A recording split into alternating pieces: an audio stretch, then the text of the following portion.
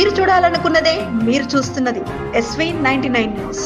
తెలంగాణ రాజకీయాల్లో ఆసక్తికర పరిణామం చోటు చేసుకుంది. అసెంబ్లీలోని బీఆర్ఎస్ ఎల్పీలో బీఆర్ఎస్ వర్కింగ్ ప్రెసిడెంట్ కేటీఆర్ మాజీ మంత్రి హరీష్ రావుతో ఎమ్మెల్సీ తీన్మార్ మల్లన్న సమావేశమయ్యారు. ఈ సందర్భంగా బీఆర్ఎస్ నేతలతో తీన్మార్ మల్లన్న బీసీ బిల్లులపై చర్చించారు. బీసీ బిల్లుకు కేంద్ర చట్టబద్ధత కల్పించేలా ఢిల్లీ వేదికగా తాము చేయబోయే ధర్నాకు మద్దతు ఇవ్వాల్సిందిగా బీఆర్ఎస్ నేతలు తీన్మార్ మల్లన్న కోరారు. ప్రభుత్వ బీసీ బిల్లు తేవడం గొప్ప విషయం కాదన్నారు తీన్మార్ మల్లన్న. దాన్ని పార్లమెంటులో ఆమోదించేలా ఒత్తిడి తేవాలన్నారు. అవసరమైతే కేంద్రంలో ఆమోదం కోసం జంతర్ మంతర్ దగ్గర ధర్నా చేయాలని సీఎంకు డిమాండ్ చేస్తున్నామని మల్లన్న తెలిపారు. బీసీ రిజర్వేషన్ బిల్లులపై అసెంబ్లీలో ప్రభుత్వాన్ని గట్టిగా నిలదీయాలని, అందుకు మీ సహకారం కావాలని కేటీఆర్కు మల్లన్న విజ్ఞప్తి చేశారు.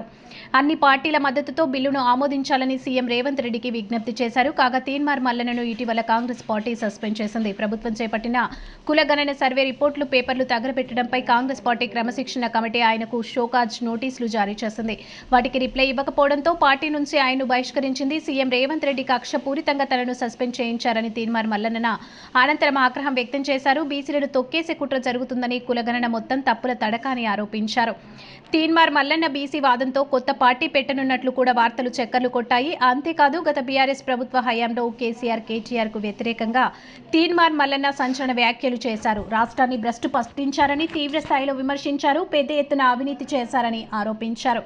ఈ క్రమంలో జైలుకు కూడా వెళ్లారు. ఈ నేపథ్యంలో తాజాగా కేటీఆర్ ను మల్లన్న కలవడం ఆసక్తిగా మారింది.